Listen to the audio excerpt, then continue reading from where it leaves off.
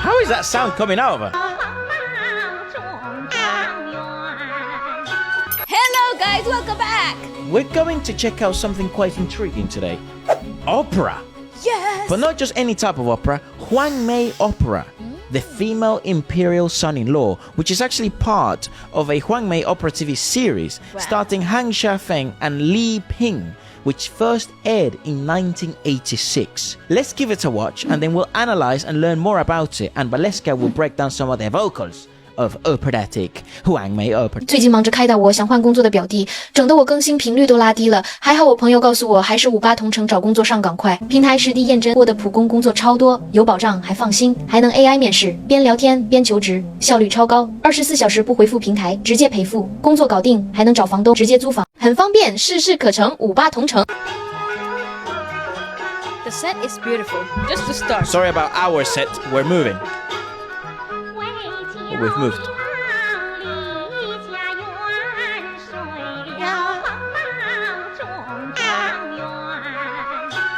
Oh God! See how fucking lifted she is.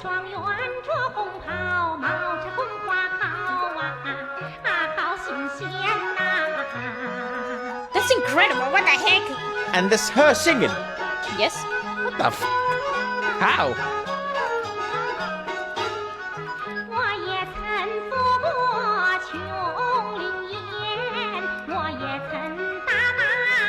That's so cool though. What the heck? How is that sound coming out of her? This is very theatric. Yeah, it's operatic.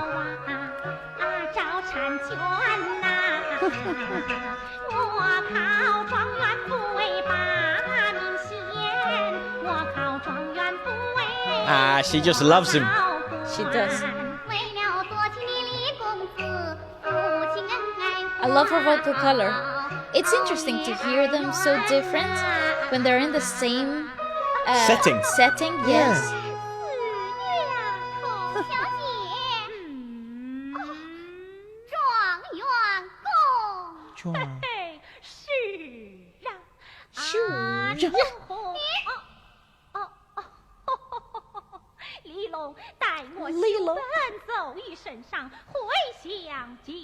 Because it's even the way in which they talk.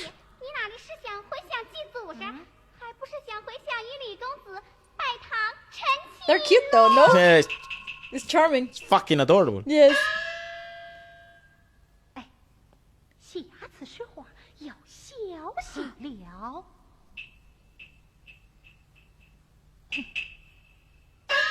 Nice. How cool is that?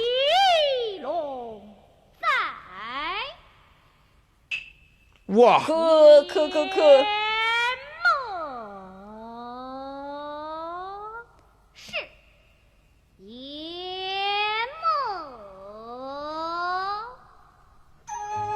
Bar. Nice. It's intriguing to see the origin of many things and see how they have somehow translated into modern commercial music.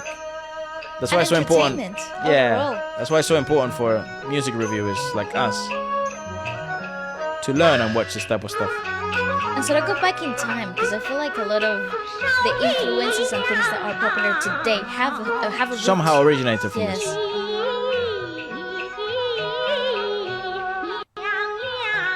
I just love the posture. It's so regal.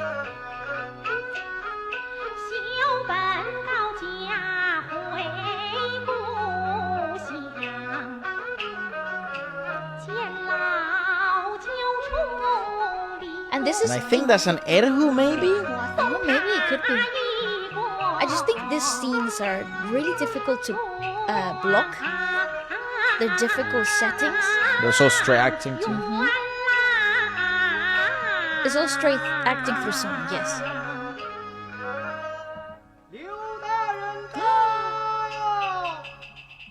That's so cool. That is so cool. Because you might think, well, how did this, for example, inspire current and modern art?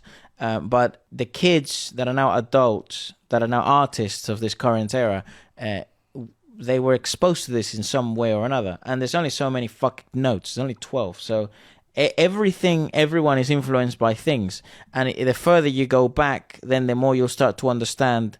Like you get to understand the bottom of the pyramid. Like where does everyone stand on the shoulders of who? And it seems, even in the West, and it's obviously super intriguing to learn about it in China, but operatic performances, classical performances do seem to be the roots of many things. And actually, this sort of puts into perspective a lot of modern cultural things that are very popular in China in entertainment, like cosplaying or live performances or certain TV shows and things like that sort of have their root come from operatic theater performances or things like this that never really reached the mainstream market up until they got televised, right? So it is really interesting because they shape a lot of what the industry is like today. So Feng, she's the daughter of a high-ranking official that falls in love with a poor young man, as we saw, named Li Xiaoting. Her stepmother, who despises the poor and fawns over the rich, forbids their union. That's the premise of the whole story. In a fit of anger and desperation, Feng Su-shen disguises herself as a man, assumes Li Xiaoting's identity, and takes the Imperial Civil Service examination. To everyone's surprise, she passes with the highest honors and is named the top scholar. That's really cool. It's sort of like Mulan, yeah. The emperor is delighted and, unaware of her true identity, decides to marry her to the princess, making her the Fuma, the imperial son-in-law. On their wedding night, she confesses to the princess that she is, in fact, a woman. Hey, sorry guys. The kind-hearted princess sympathizes with her plight and agrees to help. In the end, the emperor forgives the deception and allows Feng Shusen to marry her true love. As a final happy twist, the princess herself marries Feng Shusen's eldest brother, who is also a high-ranking official. Both couples find their happy ending. That is actually so sweet. It is an unexpected turn of events, though. The ancient Chinese equivalent of a civil service examination is called keju.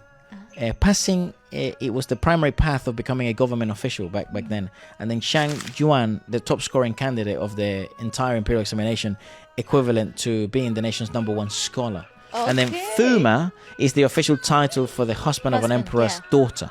Right. Basically a princess. Interestingly enough, so there's 5 major forms of Chinese opera. It originated from tea-picking songs, Huangmei County and Hubei province, and later flourished in the neighboring Anhui province. Its history traces back to folk tunes from the Tang dynasty, and after centuries of evolution, it took its basic form into the Qing dynasty. After the founding of the People's Republic of China, professional troops were established, and many outstanding works were created, including the female imperial son-in-law, which we are presenting, which is basically what we're watching today. And I presume a lot of even Western stories took inspiration from. It's just they probably will never say so. It's actually really cool because you have such an interesting, vocally speaking, what's happening here. It's quite intriguing because it's a technique that it's predominantly very culturally Chinese. Right. So the larynx setting for creating this particular sound that is so enigmatic actually comes from shifting your larynx so far up that you're pushing the air down through your nostrils and creating a very high lifted soft palate towards the back of your mouth. So it's sort of like creating a childlike whine, and it's a very easy thing to become accustomed to. Once you find the muscle memory to crack into this position, it's really easy to maintain that place, and it actually promotes a lot of vocal health for the singers, which doesn't create strain or unnecessary rubbing of the vocal folds. So I can understand why a lot of these operatic numbers were long. They could be performed for many hours and without causing any particularly damage. And then in terms of the actual attire, so the crimson robe is what you get given after. You get your scholar's degree sort of thing. It's like the red official robe symbolizing glory. When I looked at it, I did think that she was dressed as a man. However, I wasn't convinced. I wasn't sure. And then with palace flowers in my hat, top scholars would have hats to adorn their looks, signifying their sort of noble status. And then this is part of everyone sort of acknowledging who you are. But interesting enough, for Panan was a famously handsome man in ancient China. So his name has since become a synonym for male beauty. That's really cool. Quite intriguing. We proceed to dive deeper into Chinese, Chinese folklore, entertainment, and culture. I think is super important and not something that many people do. I don't think in many social medias, anyways, from any parts of the world. But if I think we want to dive deep and understand deeper Chinese music, we have to. That's right.